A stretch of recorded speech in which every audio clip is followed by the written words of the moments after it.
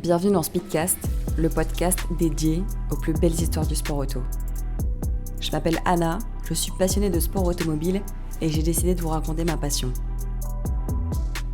Toutes les semaines, depuis quelques mois maintenant, nous retraçons ensemble la carrière d'un pilote de légende ou le déroulé d'un événement marquant de l'histoire du sport auto.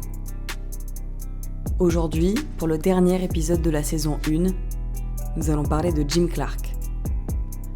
Jim Clark n'était pas un homme ordinaire, il ne ressemblait pas aux autres champions, il n'avait pas le verbe de Stewart, ni le feu de Lauda, ni l'arrogance de Senna, il avait autre chose. Une sorte de pureté dans le geste, un instinct animal, une élégance silencieuse. Quand il roulait, on avait l'impression que le monde ralentissait pour le regarder faire. Il a tout gagné, et pourtant, il s'est toujours senti comme un intrus, un fermier devenu roi par accident. Il n'a jamais cru à sa propre légende, mais tout le monde autour de lui savait. Ce n'est pas l'histoire d'un pilote, c'est celle d'un homme fuyant les projecteurs, poussé sur scène par un talent trop grand pour être ignoré, celle d'une époque où la vitesse tuait, où l'amitié se comptait en funérailles et où l'on devenait immortel à condition de ne pas survivre. Voici l'histoire de Jim Clark. On l'oublie parfois, tant il semblait fait pour le bitume, mais Jim Clark est né dans les champs. Le 4 mars 1936, dans un minuscule village du comté de Fife, dans l'est de l'Écosse, un garçon naît. Frêle, discret, élevé dans une ferme isolée, c'est là que Jim grandit. La vie y est paisible, parfois austère, rythmée par les saisons, les dimanches à l'église et le travail de la terre. On ne parle pas pour rien dire et surtout, on ne rêve pas trop fort. Jim est un garçon sensible, réservé, presque timide à l'excès.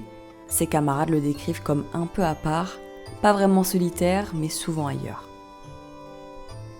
À 13 ans, il découvre les joies de la conduite dans les champs familiaux, sur les routes de gravier autour de la ferme. Un pied léger, les mains calmes, il comprend vite que la voiture obéit quand on ne la brutalise pas. Il n'a pas besoin d'en faire trop, le mouvement juste, au bon moment suffit. Son père désapprouve, la compétition est un monde frivole, sale, inutile. La mécanique, une distraction indigne d'un héritier de fermier. Mais Jim insiste, pas bruyamment, discrètement, persévérant, sans éclat, et lentement, il gagne du terrain. C'est à l'âge de 20 ans qu'il commence à courir officiellement. Il rejoint un petit club écossais de gentleman driver. Il n'a pas encore touché une monoplace. Ses premières courses se font en voiture de sport, DKW, Porsche, puis Jaguar, des types.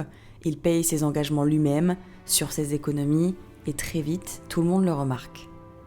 Pas à cause de son assurance, au contraire, il est celui qui, après une victoire, s'éclipse du podium avant même les applaudissements. Mais sur la piste, c'est autre chose.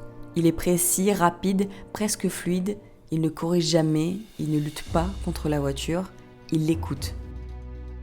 À cette époque, l'Écosse est encore un peu à part dans le Royaume-Uni, un terroir rude, fier, un peu oublié. Jim ne se rêve pas champion, il ne rêve pas du tout d'ailleurs, mais le destin, parfois, chuchote doucement avant de hurler. Il court le week-end et retourne à la ferme le lundi. Il est gentleman driver au sens noble du terme. Ce n'est pas un hobby, c'est un monde parallèle, une parenthèse où il devient un autre homme. À la ferme, ses parents commencent à s'inquiéter. Son père veut qu'il reprenne l'exploitation. Jim, comme toujours, ne répond pas vraiment.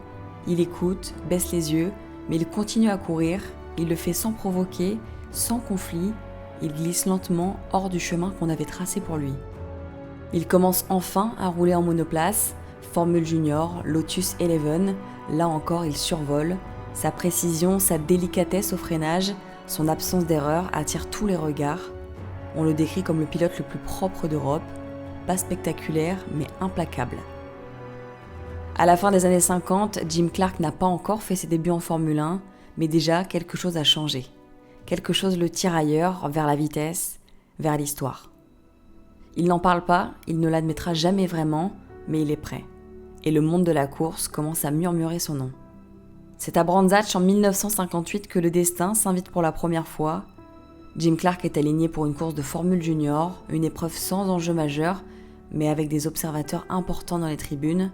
Ce jour-là, un certain Colin Chapman, fondateur de Lotus, remarque cette conduite fluide, propre, presque trop propre pour être naturelle. Le nom du jeune Écossais, il l'a déjà entendu murmurer dans les paddocks, mais ce jour-là, il le retient. Chapman est à l'opposé de Clark, flamboyant, ambitieux, charismatique, là où Jim fuit les projecteurs, Chapman les attire. Il est ingénieur, patron, stratège, et il cherche une chose, un pilote capable d'épouser ses voitures comme une extension de sa pensée. En 1959, Chapman invite Clark à tester une monoplace Lotus. Jim hésite, il est loyal envers son équipe, mais il accepte. Et dès les premiers tours, l'évidence s'impose, c'est une symbiose. Chapman n'est pas un constructeur comme les autres, il ne conçoit pas des voitures stables et sûres, il conçoit des voitures borderline, révolutionnaires, légères, jusqu'à la fragilité. Pour lui, si ça ne casse pas, c'est trop lourd. Il cherche la performance à tout prix, quitte à frôler l'inconscience technique. Il lui faut un pilote capable de ressentir la limite sans jamais la franchir. Jim Clark est ce pilote. La même année, il fait un test en Formule 2 à Goodwood. Le plateau est impressionnant. Sterling Moss, Graham Hill. Clark, lui, n'a jamais roulé dans une voiture aussi rapide. Il monte à bord et signe le meilleur temps devant tous les autres. Les regards changent, les sourires s'effacent, les pilotes comprennent, ce garçon va tout bouleverser. En 1960, à Zandvoort, Jim Clark fait ses débuts en Formule 1, toujours chez Lotus. La voiture n'est pas encore à la hauteur, mais le style est déjà là. Dès les premiers tours, les observateurs parlent de sa douceur, de sa précision, de sa manière presque invisible de conduire. Chapman est fasciné, il comprend qu'il tient une perle rare, pas seulement un excellent pilote, mais un prolongement de sa propre ambition. Mais cette relation est aussi déséquilibrée. Jim Clark, par nature, est un homme loyal. Il ne remet pas en cause, il ne conteste pas, même quand la voiture est dangereuse, même quand Chapman le pousse trop loin, trop vite. Il accepte, il encaisse, il doute en silence, et c'est là toute la tragédie future de leur duo. En Formule 2 en 1960, à Spa-Francorchamps, Clark est impliqué dans un accident avec le pilote allemand Wolfgang von Trips. Il s'en sort, von Trips aussi, mais quelques temps plus tard, à Monza, c'est une autre collision avec von Trips qui cause la mort de 15 spectateurs et de von Trips lui-même. Clark n'est pas fautif, mais il est marqué profondément. Il écrira plus tard « J'ai continué à courir, mais je ne l'ai jamais oublié. L'idée que quelqu'un puisse mourir à côté de moi et moi continuer, c'était une chose que je ne pensais pas pouvoir supporter. » Il ne parle jamais de l'accident, jamais publiquement. C'est un homme de silence, mais dans ses gestes, un peu plus de prudence s'installe. Pas de peur, juste de conscience d'une gravité. Clark reste fidèle à Lotus, à Chapman. Il pourrait partir, d'autres le veulent. Ferrari, BRM, il refuse, il reste. À l'aube des années 60, Jim Clark est en place. Il est chez Lotus, il est en F1. Il est discret, mais tous savent déjà que bientôt, il sera imbattable. Les débuts de Jim Clark en Formule 1 sont prometteurs, mais c'est en 1962 que tout bascule. Lotus introduit une nouvelle monoplace, la Type 25, une voiture révolutionnaire dessinée autour d'un châssis monocoque, une première en F1. Légère, rigide, compacte, une arme absolue mais fragile, comme souvent avec Chapman. Et dans ce couteau affûté à l'extrême, Clark devient dangereux pour tous les autres. Il faut avoir vu Jim Clark rouler sous la pluie pour comprendre ce qu'il était vraiment. Là où les autres tâtonnent, corrigent, dérapent, lui semble flotter. Il ne glisse pas, il suggère la trajectoire à sa voiture. Il ne cherche pas la limite, il la devine à un tour d'avance. Jackie Stewart dira, quand il pleuvait, il n'y avait plus de compétition, il y avait Jim et nous derrière. Cette année-là, Jim Clark remporte 3 grands prix. Il perd le championnat sur une panne d'huile lors de la dernière course, mais tout le monde l'a compris. L'année suivante, il sera imbattable. Et c'est exactement ce qui se passe. 7 victoires, 6 pole positions, 5 meilleurs tours, une domination écrasante. Clark survole la saison. Il ne parle pas beaucoup, ne fait pas de déclarations, ne provoque jamais, mais sur la piste, il écrase. À Spa, il gagne avec plus de 4 minutes d'avance. À Zandvoort, il mène tout, de bout en bout. À Monza, il gagne en ménageant sa mécanique en douceur, là où d'autres explosent. Et il devient champion du monde de Formule 1 à l'âge de 27 ans. Personne ne conteste. En 64, il est en lice pour un deuxième titre, mais la mécanique Lotus, encore une fois, le trahit. C'est John Surtees qui l'emporte pour Ferrari. Clark, lui, reste stoïque, il ne s'énerve jamais, il plie, mais ne casse pas. En coulisses, pourtant, il commence à douter, pas de lui mais de ce sport, de ses risques, de ses aléas, de ces voitures conçues au bord du précipice, toujours plus légères, toujours plus fragiles. Mais il continue, il ne sait pas faire autrement. Le 31 mai 1965, plus de 300 000 spectateurs remplissent les tribunes du circuit d'Indianapolis, une cathédrale de la vitesse ancrée dans la tradition américaine. Là-bas, on ne parle pas de Grand Prix, on parle de légendes, d'exploits bruts, de machines rugissantes à 350 km/h en ovale sur des murs en béton. Ce jour-là, l'Écossais taciturne, venu du froid, du silence, va changer à jamais l'histoire de cette course. Au volant d'une Lotus 38, il gagne les 500 miles d'Indianapolis. Il ne gagne pas par chance, il domine, mène 190 des 200 tours de la course, relègue tous les autres pilotes à plus d'un tour. Une leçon de régularité, de finesse, d'intelligence stratégique. C'est la première victoire d'un Européen à Indy depuis 1916, la première fois qu'un pilote gagne sur une voiture à moteur arrière, une révolution pour les Américains. Il écrit à ses parents, après chaque course, s'inquiète pour les récoltes, pour le bétail, il vit entre deux mondes, celui de la vitesse et celui des collines. À la fin 1965, Jim Clark est au sommet du monde, champion de F1 pour la deuxième fois, vainqueur à Indianapolis, adulé aux États-Unis, respecté en Europe, et pourtant, en lui, rien n'a changé. Il sait que son métier peut le tuer, il l'a vu de ses yeux trop souvent. Depuis ses débuts, il a vu mourir quelques-uns de ses camarades, Von Trips, Rodriguez, McLaren, Bandini et d'autres. Trop. Après chaque accident, il se referme un peu, une carapace fine, presque invisible mais bien réelle. Il n'a pas peur, mais il le sait. Parfois, on sent dans son regard cette pensée qu'il ne dit pas. Et si c'était moi la prochaine fois ? Il a 32 ans, il est au sommet de sa carrière et pourtant il pense déjà à raccrocher. Pas par lassitude, mais par lucidité.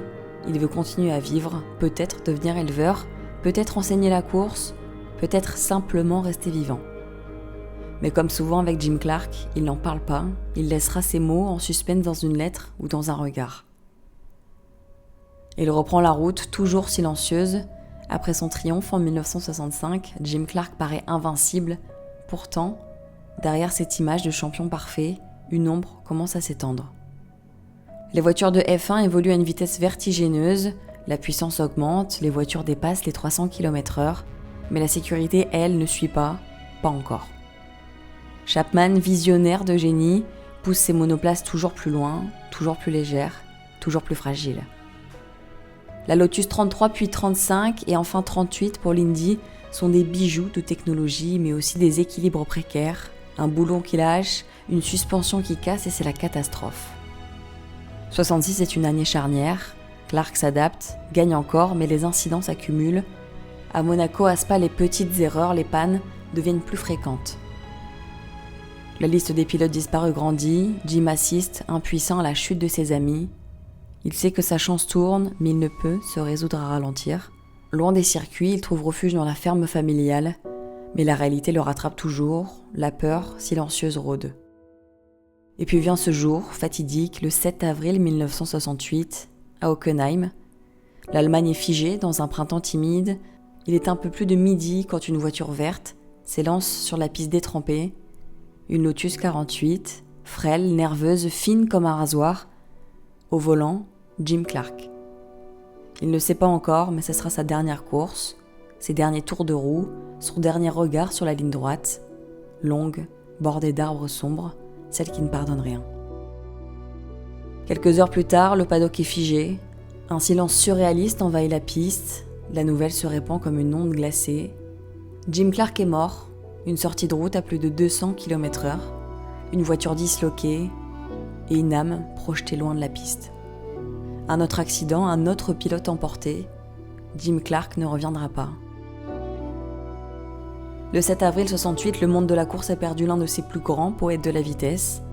Jim Clark n'était pas qu'un pilote, il était une légende vivante, un symbole d'élégance, de précision, de calme dans la tempête. Jackie Stewart dira plus tard, Clark était le meilleur, pas seulement parce qu'il gagnait, mais parce qu'il respectait la course comme personne. Son influence dépasse les circuits, les experts soulignent son héritage technique, il a été l'un des premiers à comprendre le potentiel des pneus, des suspensions et adapter son style en fonction des conditions. En Écosse, on se souvient encore de ce garçon devenu une icône, il reste un modèle pour des générations de pilotes, une source d'inspiration pour ceux qui voient la course, non pas comme un combat, mais comme un art. Jim Clark nous rappelle que la vitesse ne se mesure pas seulement en kilomètres à l'heure, mais en maîtrise, en calme et en passion. Son nom est un synonyme de légende, son histoire est celle d'un homme à part, qui a su courir comme personne et vivre avec un regard d'homme simple. Et même des décennies après sa disparition, il continue de rouler dans le cœur des passionnés de sport automobile. Merci à tous d'avoir écouté ce voyage à travers la vie de Jim Clark. N'hésitez pas à partager ce podcast s'il vous a plu, à vous abonner, à laisser un commentaire ou à noter cet épisode. C'était la fin de cette première saison de Speedcast, mais pas d'inquiétude, on revient à la rentrée, en septembre, pour une nouvelle saison de Speedcast.